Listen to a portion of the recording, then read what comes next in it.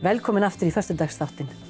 Rotary dagurinn núna 23. febrúar og til mín eru komnir fyrrverandi forsetar Rotary klúbbsins á Akureyri, Rannveig og Ragnar. Velkomin. Takk. Við vorum aðeins að tala nafnið, Rotary, og allt í einu skil ég þetta miklu betur. Þetta snýst að rótera svolítið. Geturðu sagt okkur aðeins pælinguna bak við það, Ragnar? Jú, þetta er semst félagskapur sem hefur það markmið að við skiptumst á í stjórninni. Það eru 3 í stjórn og það verður alltaf á einhverjum tímapunkti einhver forseti. Og nýjir félagar mega þá búast við því að verða það. Á einhverjum tímapunkti, já. Í þá 1 ár eða? Já, það er 1 ár. Já.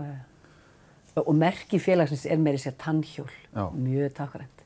Og þetta er alþjóðleg samtök eða hreyfing sem getur sagt okkur aðeins frá upprunanum. Já, þetta eru alþjóðleg hreyfing. Þetta voru sem sagt 1905, þá taka nokkrir félagar sig saman í Chicago úr mismunandi starfsstéttum og markmiðið var þá að svona læra af öðrum starfsstéttum, fræðast og fá þannig meiri skilning og þolinmæði fyrir því sem aðrir eru að gera. Og láta þannig gott að sér leiða í samfélaginu almennt. Og þetta er ennþá svona markmiðið með hreyfingunni að vera úr mismunandi starfsstéttum. Er svolítið passað upp á það einhvern veginn þá, innan eins og Akureyrar klúbbsins? Það var mjög mikið. Þetta var svona 1 úr hverri starfsstétt, 1 prestur, 1 læknir og svona, en það er ekki lengur í dag. Við viljum bara hafa þetta sem fjölbreyttast og víðast til þess að ná sem lengst út í samfélagið. Og hérna er þetta þannig, og kannski víðar og kannski allstaðar, að þið hittist einu sinni í viku, borðið saman og fáið svona fræðsluerindi, ekki satt? Jú. Já. Og heldur þetta sé bara allstaðar eins? Þetta er allstaðar svona svipað. Það er kannski einu sinni í mánuði, þá er svona klúbbfundur og þá er ekki svona erindi eða hugsanlega erindi bara innan klúbbsins þá. En við reynum alltaf að fá áhugaverða fyrirlesara og segja okkur eitthvað skemmtilegt og vera síðan með umræðu það og út af það gengur þetta og það er svona kannski það sem að fólk sækist eftir og endist í klúbbnum þess vegna. Við fáum alltaf skemmtilega fyrirlesara. Og eruð alltaf að heyra eitthvað nýtt og læra eitthvað nýtt og ekkert mál að fá svona fyrirlesara? Er alltaf einhver sem að... Alltaf einhver og svo líka náttúrulega það eitt af hlutverkum okkar sem félagar í klúbbnum að segja frá okkar starfsgrein og fræða hvað er að gerast þar, sama hvað það er. Og við förum í fyrirtækja heimsóknir bæði þar sem félagar eru að starfa og bara annars staðar í bænum og sjáum ótrúlega margt sem við hefðum aldrei séð ef við værum ekki í klúbbnum og værum bara markvisst að fræðast aðra starfsgreina. Hvað margir klúbbar til? Það Rotary og það Lions og það Sonta og það Soroptimista, það alls konar og örugglega mjög mismunandi. Það einhverja reglur svona innan þessa klúbbs eins og til dæmis þú mætir ekkert bara verið með, þú þarft einhvern veginn að fá svona inngöngu samþykkt, eða ekki? Segðu okkur aðeins frá því. Jú, það er alltaf hefð fyrir því að við svona bjóðum nýjum félögum að koma til okkar en hins vegar getur þetta áhugasamir haft samband við einhvern félag og þreifa fyrir sér.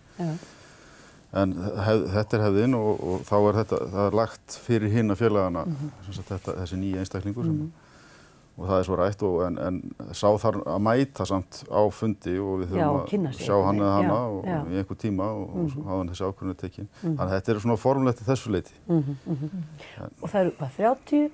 Við erum 32 félagar núna í Rotary klúbbi Akureyrar.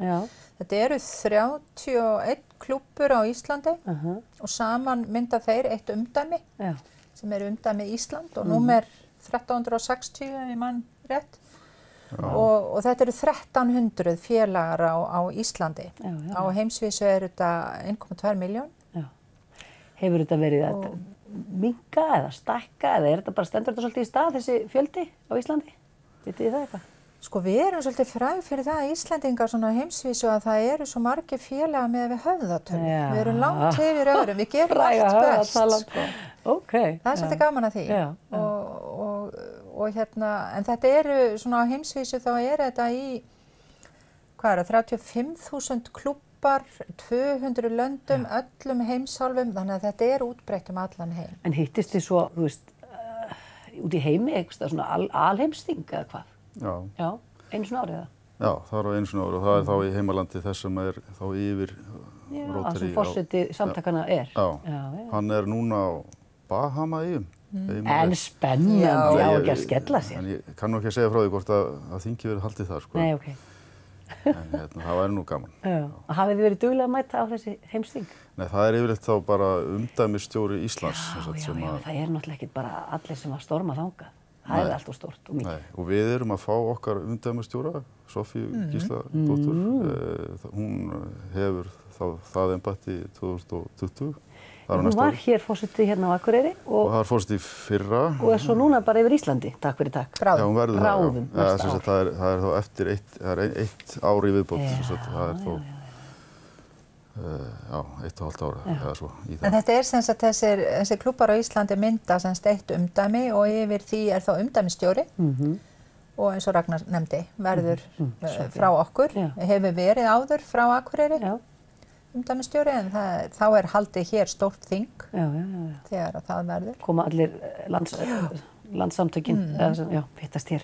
En Lömunaveiki hefur verið svona baráttumál. Lömunaveiki er eitt stærsta verkefni Rótari, sko Rótari-hreyfingin er að styrkja eins og við, Rótari-klúbbur Akureyrar, við erum að styrkja svona það sem er verið að gera á heimsvísu, en við erum líka að styrkja í okkar nærsamfélagi, ýmislegt, getum farið inn á það á eftir, en eitt af þessum stærstu verkefnum Rótari er að útrýma Lömunaveiki og það er bara alveg að takast, það voru 3 og ég held séu konu í 2 núna stríðshrjáð lönd þar sem er erfitt að ná til allra. Það er Afganistan og Pakistan sem eru eftir. Nígería er að hafast, þannig að það er að takast að útrýma.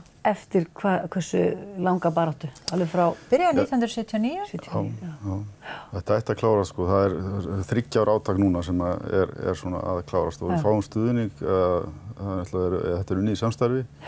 Það er HÚ þá, alþjóða heilbrigðisstofnunin sem er með í þessu og svo er svona fjárhagslegur stuðningur frá Bill og Melinda Gates sjóðunum og það er þá fyrir hvert $1 sem kemur inn frá Rótari, þá koma 2 frá þeim. Þannig að það verða held ég 150 milljónir samtals á ári frá þessum 2 aðilum. Vá. Við erum semst að kynna þetta í þessu myndbandi á Rótari hátíðinni okkar. Á miðvikudaginn?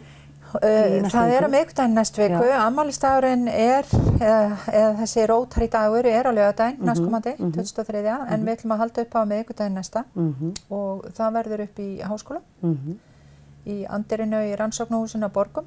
Já, og það er myndband sem að kynni þessa átak. Það er eiginlega bíómynd, já. Bíómynd, bara fullu lengt. En við byrjum að kynna þetta semst átak Rótari í baráttunni gegn Lömunaveiki, hvað er búið að bólusetja mörg börn og hvað þetta er ofboðslega mikið starf sem hefur farið í þetta og svo ætlum við að gera þetta yfir freyðivín og poppi. Og fólk sem vil mæta ætti að hóa og hnippa í einhvern Rótari félag svo þið viti sirka hverju komið á veitingar. Já, það var ágætt. Já. Eitthvað fleira sem þið viljið koma því að tíminn er að hlaupa frá okkur? Já, við tökum vel á móti nýjum félögum, þó að við séum alveg sæmilega mörg og það er pláss fyrir fleiri. Það er pláss fyrir fleiri. Alltaf gaman að fjölbreytni og bara allir velkomnir. Þetta snýst að láta gott af sér leið og fræðast og hittast og svo líka kannski þetta að þú þarft ekki að vera meðlimur í Rótari til þess að hjálpa til við það starf sem þar fer fram. Það er mjög auðvelt að gefa, eins og bara í önnur góðgerðarsamtök. Rannveig og Ragnar, takk hella fyrir komuna og til hamingju með Rótari daginn á morgun. Takk fyrir okkur.